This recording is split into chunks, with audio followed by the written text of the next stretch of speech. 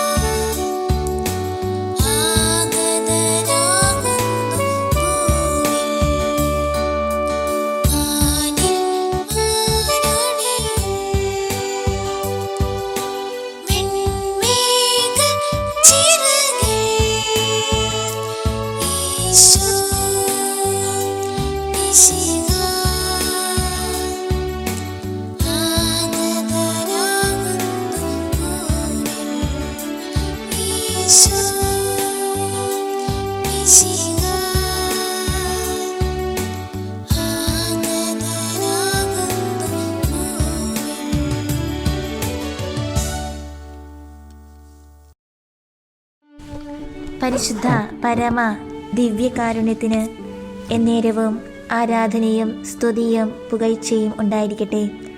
പരിശുദ്ധ പരമ ദിവ്യകാരുണ്യത്തിന് എന്നേരവും ആരാധനയും സ്തുതിയും പുകഴ്ചയും ഉണ്ടായിരിക്കട്ടെ. പരിശുദ്ധ പരമ ദിവ്യകാരുണ്യത്തിന് എന്നേരവും ആരാധനയും സ്തുതിയും പുകഴ്ചയും ഉണ്ടായിരിക്കട്ടെ. മിശിഹായിൽ ഏറ്റവും സ്നേഹം നിറഞ്ഞവരെ, ഈ തിരുമണിക്കൂറിൽ ദിവ്യകാരുണ്യ സന്നിധി നാം ആയിരിക്കുമ്പോൾ ഇന്ന് നാം വിചിന്തനത്തിനായി എടുക്കുന്ന തിരുവചന ഭാഗം വിശുദ്ധ മത്തായിയുടെ സുവിശേഷം 7-ാം അധ്യായം 21 മുതൽ 27 വരെയുള്ള തിരുവചനങ്ങൾ. അവിടെ സുവിശേഷത്തിൽ ഈശോ പാറമേൽ ഭവനം പണിത വിവേകമതിയായ മനുഷ്യനെക്കുറിച്ചും മണലിൽ ഭവനം പണിത ഭോഷനായ മനുഷ്യനെക്കുറിച്ചും സംസാരിക്കുന്നു. 2 പ്രധാനപ്പെട്ട ചിന്തകളിലേക്കാണ് ഈശോ നമ്മെ ഈ വചനഭാഗത്തിലൂടെ കൊണ്ടുപോകുന്നത്. ഒന്ന്, നമ്മുടെ ജീവിതത്തിൻ്റെ അടിസ്ഥാന ശില അല്ലെങ്കിൽ അടിത്തറ ഈശോയാകണമെന്ന് തിരുവചനം നമ്മെ ഓർമ്മിപ്പിക്കുകയാണ്. രണ്ടാമതായി, ഒരു യഥാർത്ഥ ക്രൈസ്തവൻ പ്രാർത്ഥിക്കുന്നവൻ മാത്രമല്ല, ദൈവേഷ്ടമനുസരിച്ച് ജീവിക്കുന്നവനുമാണ് എന്ന് ഈശോ ഉദ്ബോധിപ്പിക്കുന്നു. അപ്പോൾ നാം പറഞ്ഞു കഴിഞ്ഞു, നമ്മുടെ ജീവിതങ്ങൾക്ക് നാം നൽകേണ്ട ശക്തമായ അടിത്തറ അത് ഈശോയാണ്. ദൈവമാകുന്ന പാറമേൽ ജീവിതങ്ങൾക്ക് അടിസ്ഥാനമിടേണ്ടതിൻ്റെ ആവശ്യകതയെക്കുറിച്ചാണ് ഈശോ നമ്മോട് സംസാരിക്കുന്നത്. പഴയ നിയമത്തിൽ ഏശയ്യാ പ്രവാചകന്റെ പുസ്തകം 30-ാം അധ്യായം 29-ാം തിരുവചനത്തിൽ ദൈവത്തെ ഇസ്രായേലിൻ്റെ രക്ഷാശില എന്ന് വിശേഷിപ്പിച്ചിരിക്കുന്നു. പുതിയ നിയമത്തിലേക്ക് കടന്നു വരുമ്പോൾ വിശുദ്ധ പൗലോസ്ലീഹ കൊരിന്തോസുകാരുടെ സഭയ്ക്ക് എഴുതിയ 1-ാം ലേഖനം 10-ാം അധ്യായം 4-ാം തിരുവചനത്തിൽ പൗലോസ്ലീഹ ഉറപ്പിച്ച് പറയുകയാണ്, ഒരു യഥാർത്ഥ ക്രൈസ്തവന്റെ ആത്മീയശില അല്ലെങ്കിൽ അടിത്തറ മിശിഹായാണെന്ന്. വചനം ആവർത്തിച്ച് പറയുന്ന ഒരു കാര്യം ഇതാണ്: മണൽപ്പുറത്ത് അടിസ്ഥാനമിടുന്ന ഭവനങ്ങൾ തകരുന്നു, പാറമേൽ അടിസ്ഥാനമിടുന്ന ഭവനങ്ങൾ നിലനിൽക്കുന്നു.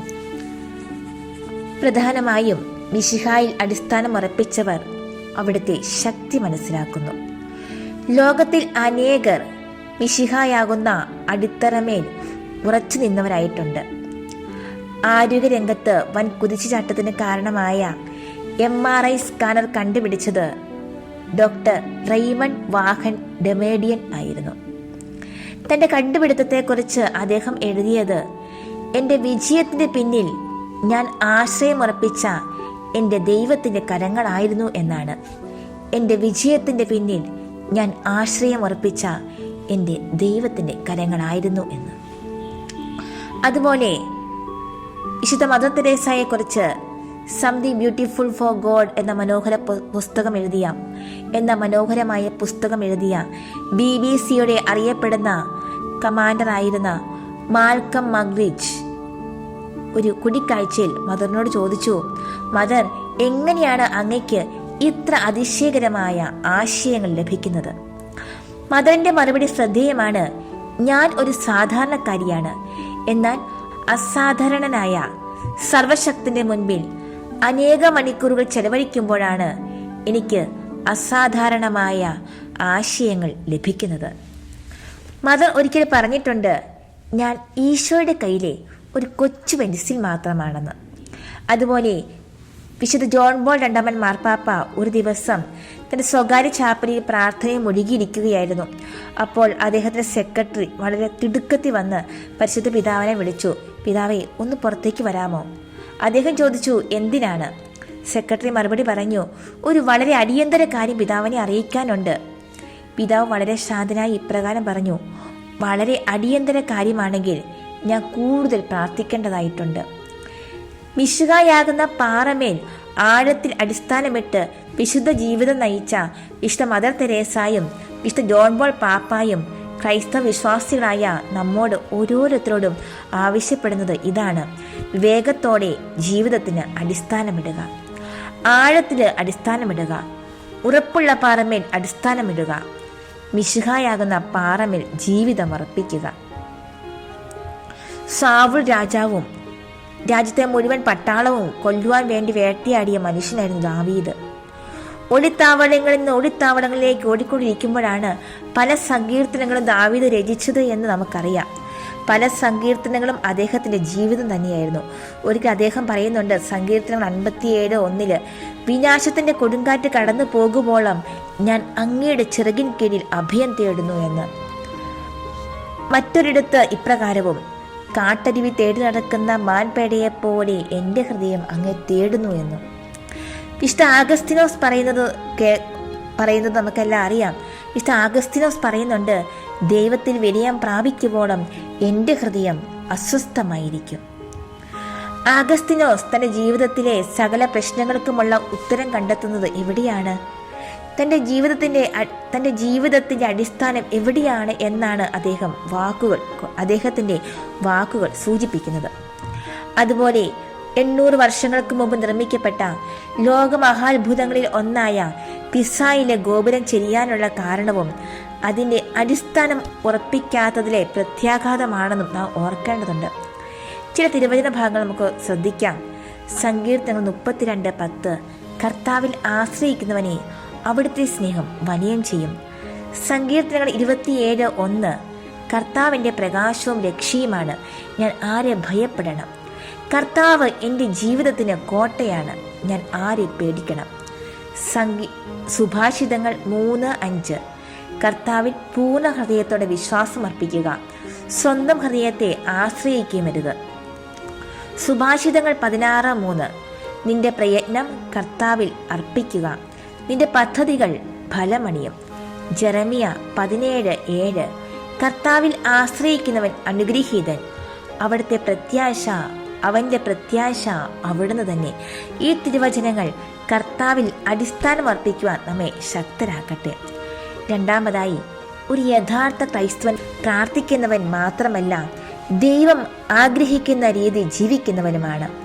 ദൈവത്തിൻ്റെ ഇഷ്ടം നിറവേറ്റുന്നവരാകാനുള്ള നമ്മുടെ വിളിയെക്കുറിച്ച് സുവിശേഷം നമ്മോട് സംസാരിക്കുന്നു. വചനം പറയുന്നു, കർത്താവേ കർത്താവേ എന്ന് എന്നോട് വിളിച്ചപേക്ഷിക്കുന്നവനല്ല, എൻ്റെ സ്വർഗസ്ഥനായ പിതാവിൻ്റെ ഇഷ്ടം നിറവേറ്റുന്നവനാണ് സ്വർഗരാജ്യത്തിൽ പ്രവേശിക്കുന്നത് എന്ന്. ദൈവഹിതം നിറവേറ്റുന്നതാണ് പ്രാർത്ഥിക്കുക മാത്രം ചെയ്യുന്നതിനേക്കാൾ ശ്രേഷ്ഠം. ഡൊമിനിക് സാവിയോ കൂട്ടുകാരോടൊപ്പം കളിച്ചുകൊണ്ടിരിക്കുകയായിരുന്നു. രക്തച്ഛൻ വന്ന് ചോദിച്ചു, ഇപ്പോൾ നിങ്ങൾ മരിക്കുവാൻ പോകുകയാണെങ്കിൽ എന്തു ചെയ്യും? പലരും പല ഉത്തരങ്ങൾ പറഞ്ഞു. ചിലർ കുമ്പസാരിക്കാൻ പോകും, മറ്റു ചിലർ വീട്ടിലേക്ക് ഓടും, മാതാപിതാക്കളെ സഹോദരൻ കാണും എന്നൊക്കെ. ഡൊമിനിക് സാവിയുടെ ഊഴം വന്നപ്പോൾ പറഞ്ഞു, ഞാൻ ഇപ്പോൾ ചെയ്തുകൊണ്ടിരിക്കുന്നത് പോലെ കളിക്കും. കാരണം അതാണ് കളിക്കേണ്ട സമയത്ത് എന്നിൽ നിന്ന് ദൈവം ആഗ്രഹിക്കുന്നത്.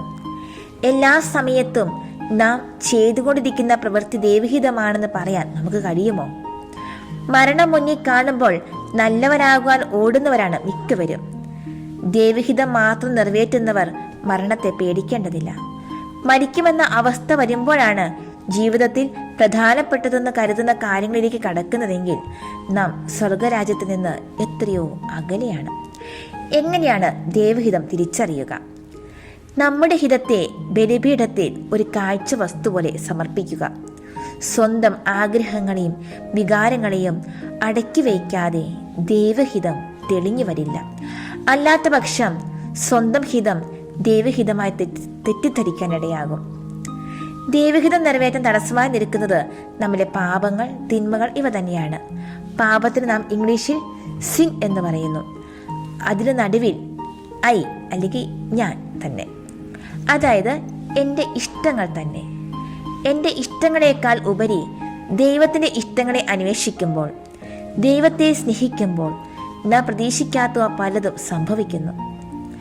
പൗലോസ്ലീഹ റോമാന്യ സഭയ്ക്കെതിരെ ലേഖനത്തിൽ പറയുന്നുണ്ട്, ദൈവത്തെ സ്നേഹിക്കുന്നവർക്ക്, അവിടുത്തെ പദ്ധതി അനുസരിച്ച് വിളിക്കപ്പെട്ടവർക്ക് അവിടുന്ന് സകലവും നന്മയ്ക്കായി പരിണമിപ്പിക്കുന്നുവെന്ന് നമുക്കറിയാമല്ലോ എന്ന്.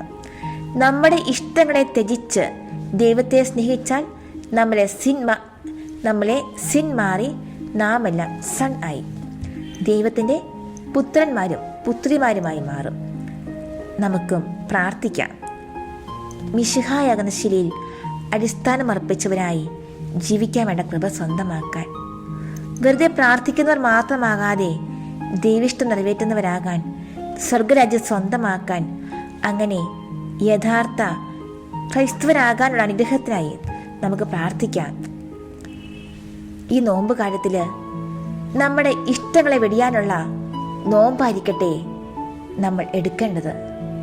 അതിനായി നല്ല ദൈവം നമ്മെ ഓരോരുത്തരെയും അനുഗ്രഹിക്കട്ടെ എന്ന പ്രാർത്ഥനയോടെ നമുക്ക് ദിവ്യകാരുണ്യ ആരാധനയിലേക്ക് പ്രവേശിക്കാം.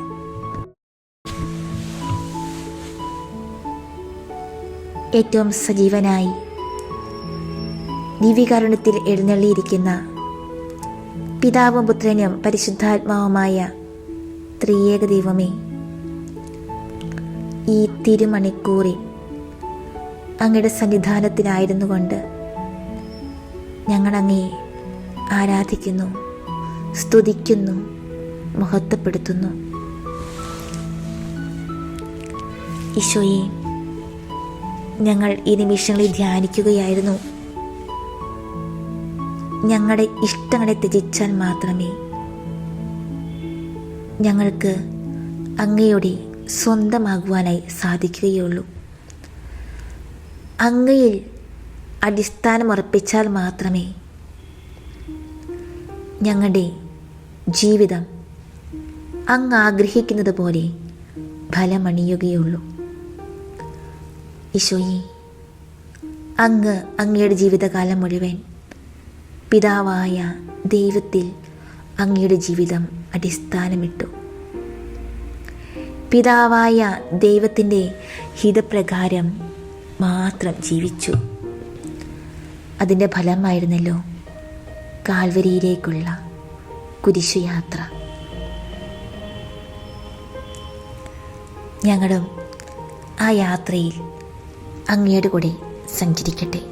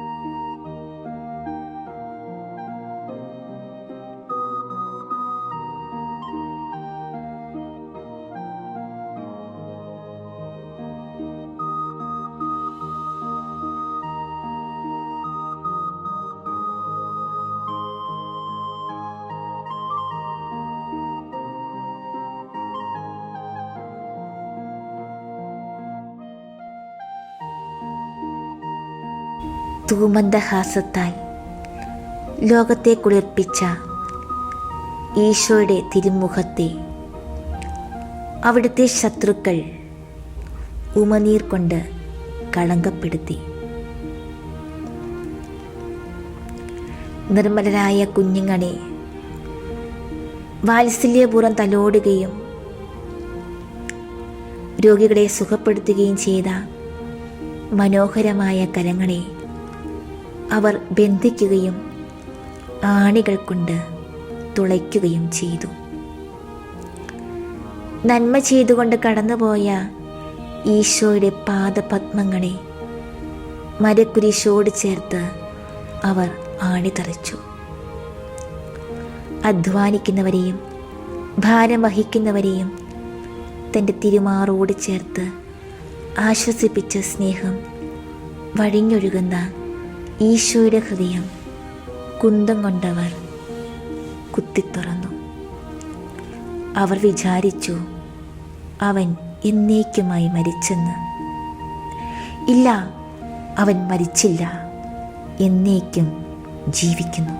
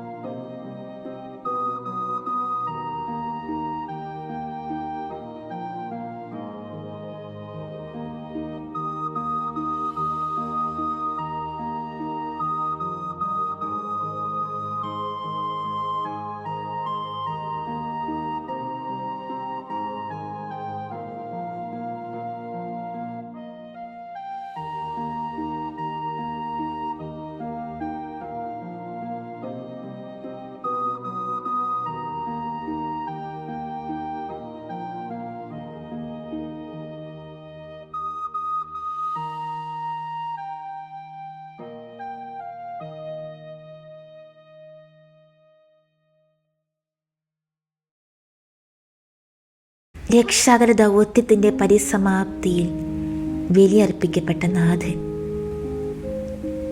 ചങ്കിൽ കുത്തിയവരോട് കരുണ കാട്ടിയ സ്നേഹം, പാവന സ്നേഹം, പരിശുദ്ധ സ്നേഹം, സ്നേഹം ചുടുനീളമായി ഒഴുകിയ ബലിയർപ്പണം,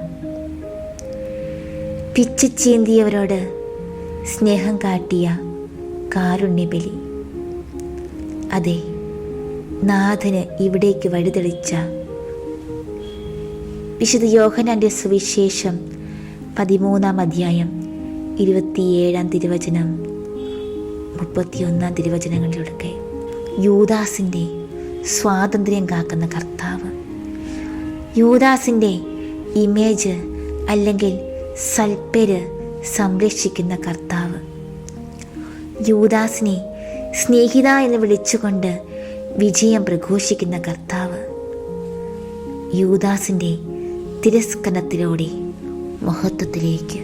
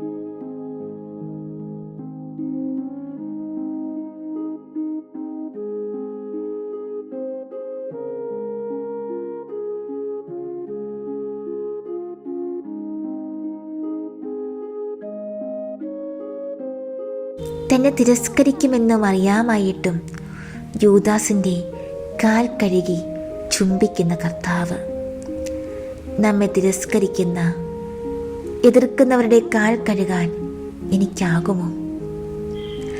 അനീതിക്കിരയായവരെ, സ്വാതന്ത്ര്യം നിഷേധിക്കപ്പെട്ടവരെ, സമ്മർദ്ദങ്ങൾക്ക് അടിമപ്പെട്ടവരെ, സമൂഹം ഒറ്റപ്പെടുത്തുന്നവരെ, ആദിയുടെ ഗർത്തത്തിൽ പിടഞ്ഞു വീഴുന്നവരെ കാണാൻ എൻ്റെ മിഴികൾക്ക് സാധ്യമോ? സ്വാർത്ഥ താല്പര്യങ്ങളുടെയും അനുഭവങ്ങളുടെയും ബലഹീനതയുടെയും മതിൽക്കെട്ടുകൾ തമ്മിൽ പണിതുയർത്താനുള്ള വ്യഗ്രതകൾക്കിടയിൽ ഞാൻ മറക്കുന്നത് ആരെയല്ല. നാം ഓരോരുത്തരും വ്യക്തിത്വത്തിൻ്റെ ആഴങ്ങളിലേക്ക് ഇറങ്ങിച്ചെന്ന് അവിടെ എന്താണ് സംഭവിക്കുന്നതെന്ന് ഗ്രഹിക്കാനുള്ള ആഗ്രഹം നമുക്കില്ലെങ്കിൽ അരൂപിയുടെ നെടുവീർപ്പുകൾ വൻ രോദനങ്ങളായി പരിണമിക്കില്ലേ? എന്താണ് നമ്മെക്കുറിച്ചുള്ള ദൈവഹിതം? അത് മനസ്സിലാക്കാൻ സാധിക്കുന്നുണ്ടോ?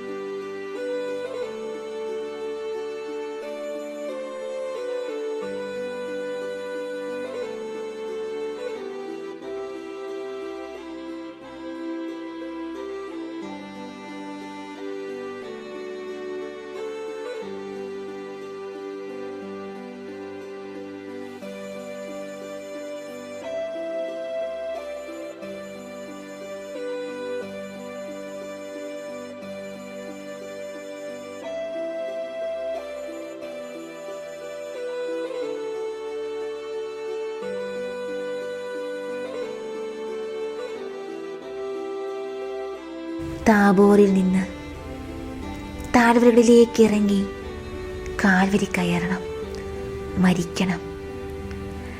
താഴ്മയുടെ ജീവിതം നയിക്കുന്ന വ്യക്തി പരിപൂർണ ഹോമയാഗമായി തീരും.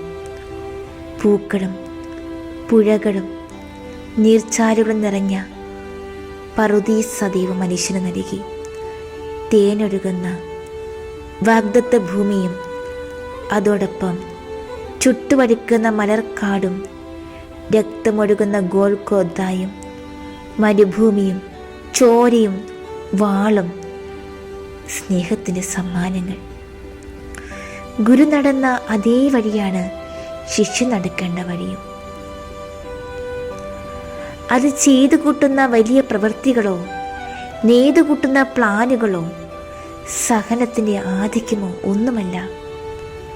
പദം വന്ന മനോഭാവം, സ്നേഹം മുറ്റിനിൽക്കുന്ന ഹൃദയത്തിൻ്റെ സാത്വികത, കാരുണ്യം കതിരി വീശുന്ന ജീവിതം, ക്ഷമിക്കുന്നതിൽ ആനന്ദം കണ്ടെത്തുന്ന ഉദാരത, പരിമിതികളിൽ കണ്ടെത്തേണ്ട സംതൃപ്തി, പ്രാർത്ഥനയിൽ ഒന്നുചേരുന്ന തീരാത്ത നിർവൃതി. അതെ, കുരിശു ചുമന്നവനെ സ്വന്തമാക്കുവാൻ അനിവാര്യമായ ഘടകങ്ങളാണിവ. കുരിശു ചുമന്നവനെ അടിത്തറയാക്കാൻ, അടിസ്ഥാനമാക്കാൻ സഹായകമാകുന്ന കാര്യങ്ങൾ.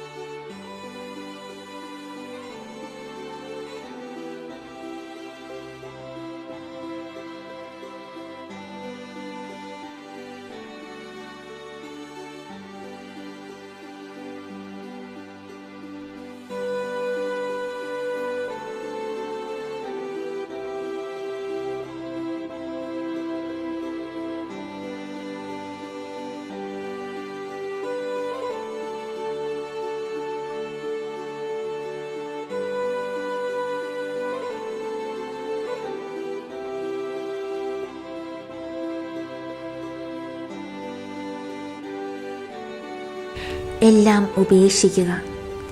സ്വന്തം മനസ്സിൻ്റെ ഇഷ്ടാനിഷ്ടങ്ങളെയും ഉപേക്ഷ ഇവിടെ മറ്റൊന്നിൻ്റെ സ്വീകാര്യതയിലേക്ക് വഴി തുറക്കുന്നു. ഗുരുവിൻ്റെ മനസ്സും ഇഷ്ടവും സ്വന്തമായി ഏറ്റുവാങ്ങുന്ന ക്രിസ്ത്യാനിയുടെ ചിത്രത്തിൽ ഗുരുവിൻ്റെ സ്വപ്നങ്ങളിൽ നിന്നും പടിയിറങ്ങി പിന്നിട്ടു പോകുന്ന ഇടവഴികളിലേക്ക് അവനിനി പിന്തിരിഞ്ഞുകൂടാ. ഗുരുവിനോടൊപ്പമായിരിക്കുക, അവൻ്റെ നെടുവീർപ്പുകൾക്ക് ചെവിച്ചായിക്കുക, അവൻ്റെ ചെയ്തികളെ വീക്ഷിക്കുക, അവൻ ചെയ്തതുപോലെ ചെയ്യുക. ഒടുവിൽ അവൻ്റെ കരങ്ങളിൽ ജീവൻ സമർപ്പിക്കുക.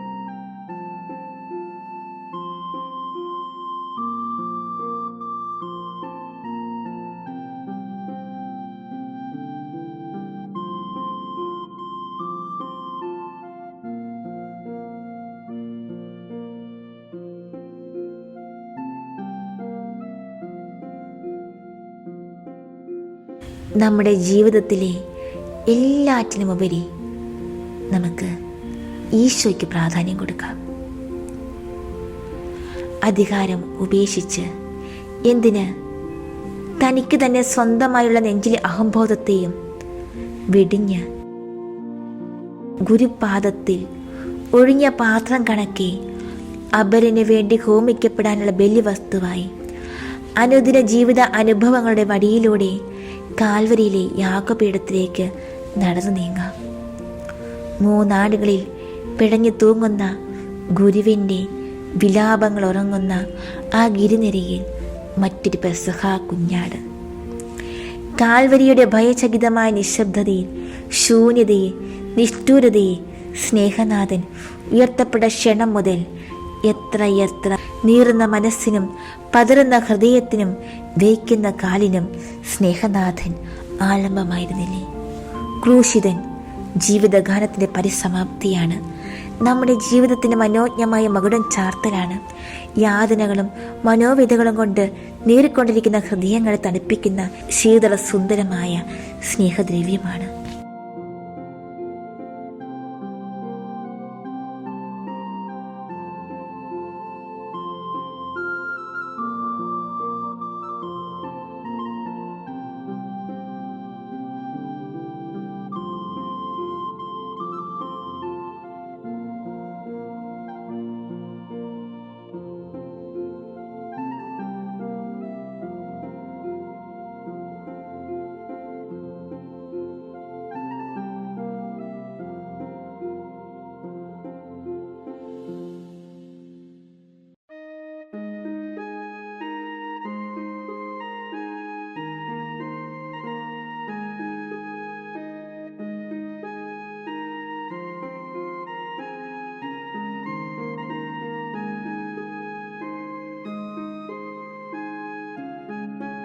ദിവ്യകാരുണ്യനാഥ, അങ്ങയുടെ തിരുസന്നിധിയിലേക്ക് ഞങ്ങൾ സമർപ്പിക്കുകയാണ് ഞങ്ങളുടെ ജീവിതങ്ങളെ, ഞങ്ങളുടെ കുടുംബങ്ങളെ, ഞങ്ങളുടെ കുടുംബാംഗങ്ങളെ, ഞങ്ങളുടെ കുടുംബത്തിൻ്റെ എല്ലാ നിയോഗങ്ങളെയും, ഞങ്ങൾ നേരിട്ടുകൊണ്ടിരിക്കുന്ന അനേക പ്രതിസന്ധികളെ. ഈശോയെ കരുണയായിരിക്കണം, ഈശോയെ കരുണയായിരിക്കണമേ, ഈശോയെ ഞങ്ങളുടെ മേൽ കരുണയായിരിക്കണമേ. ഞങ്ങൾക്ക് ഇത്രയുമൊക്കെ ആകൂ. ഞങ്ങളുടെ ജീവിത പ്രാരാബ്ധങ്ങൾ ഞങ്ങളെ അങ്ങിൽ നിന്ന് അകറ്റുന്നുണ്ടോ എന്ന് ഞങ്ങൾക്കറിയില്ല. അങ്ങിൽ ആശ്രയിക്കാതെ ഞങ്ങൾ മറ്റ് പലതിലും ആശ്രയിച്ച് പോകുന്നുണ്ടോ എന്ന് ഞങ്ങൾക്കറിയില്ല. ഈശോയെ ക്ഷമിക്കണേ, ഈശോയെ കരുണയായിരിക്കണമേ.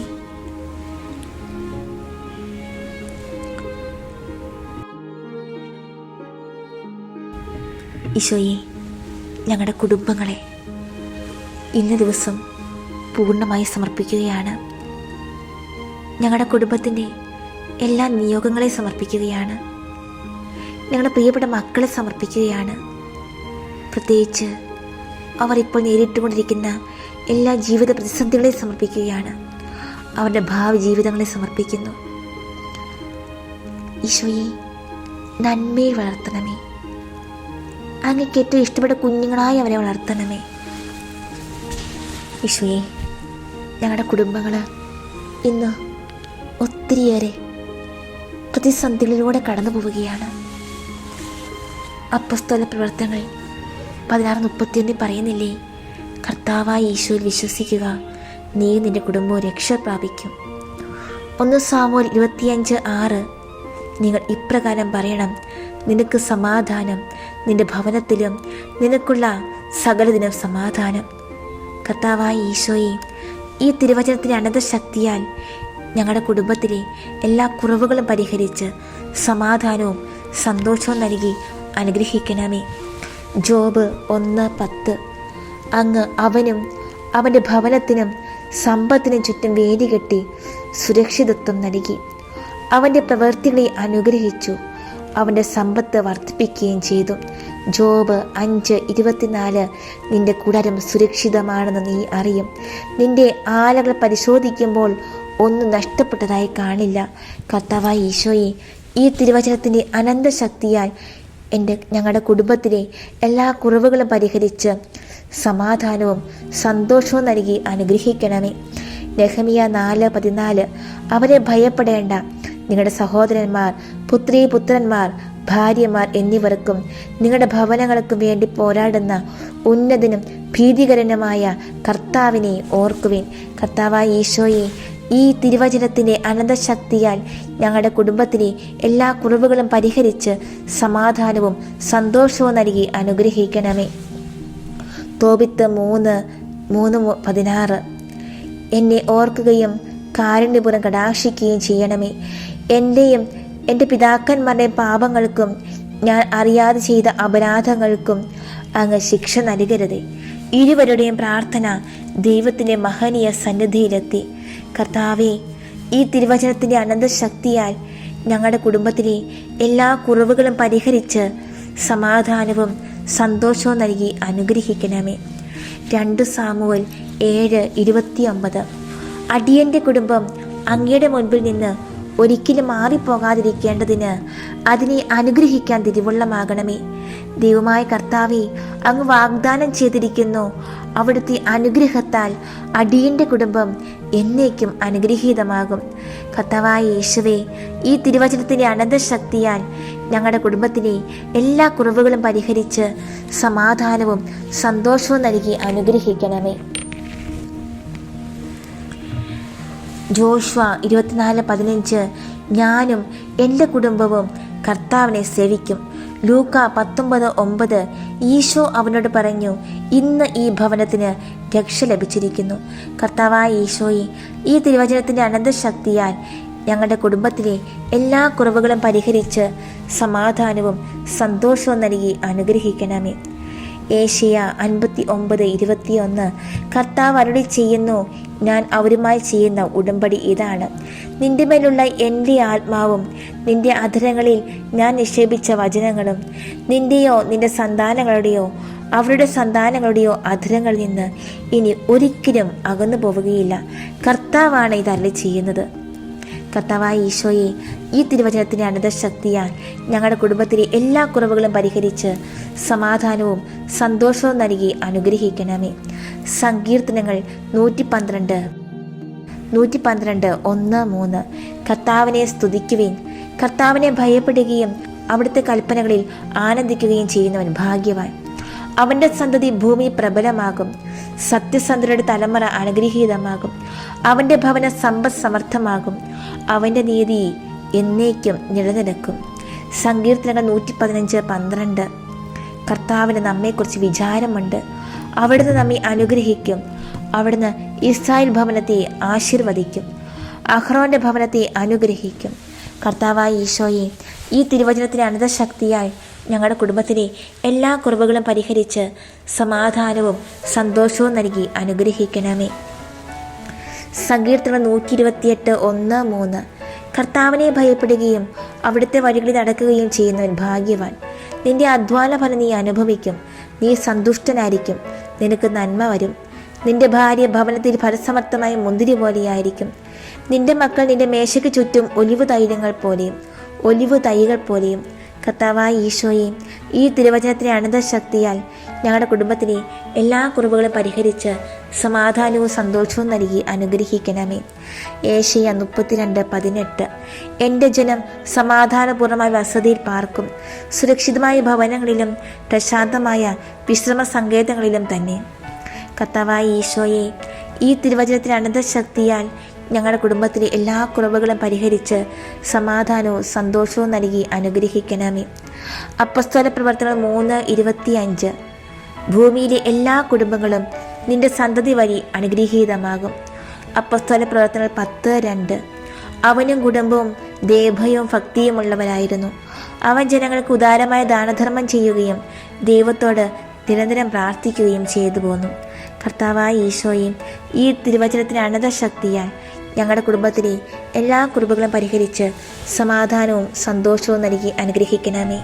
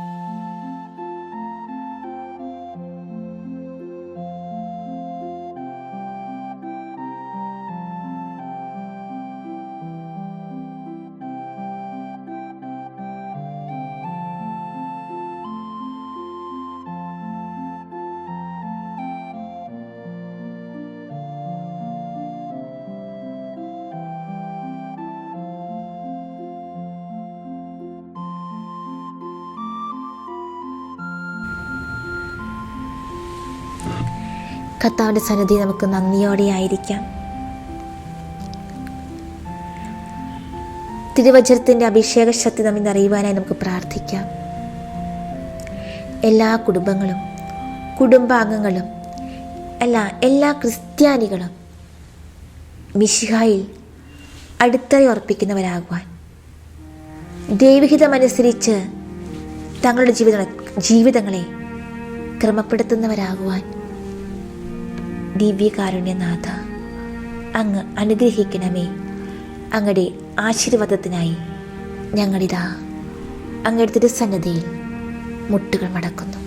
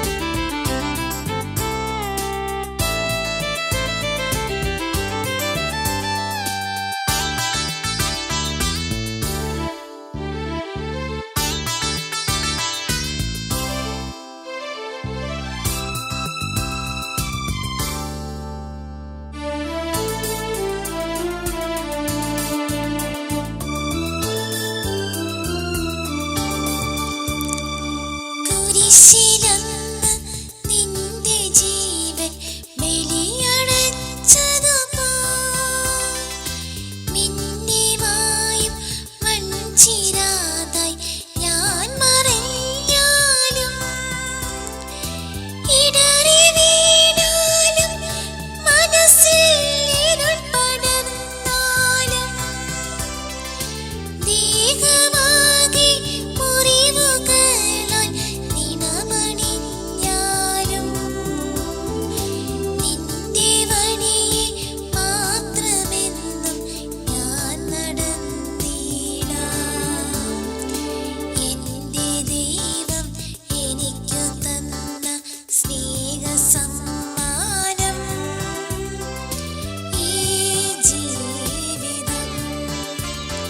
സ്വന്തരൂപവും ഭാവവുമായി മെനഞ്ഞെടുത്തെന്നെ തന്റെ കൈകളാൽ. ജീവിതം ഞാൻ ദൈവമേ കാഴ്ചയേകുന്നു. ഹൃദയത്തമ്പുരുമീട്ടി ഞാൻ നന്ദിയേകുന്നു. നന്ദിയേകുന്നു. നന്ദിയേകുന്നു. എന്റെ ദൈവം എനിക്കു തന്ന സ്നേഹസമ്മാനം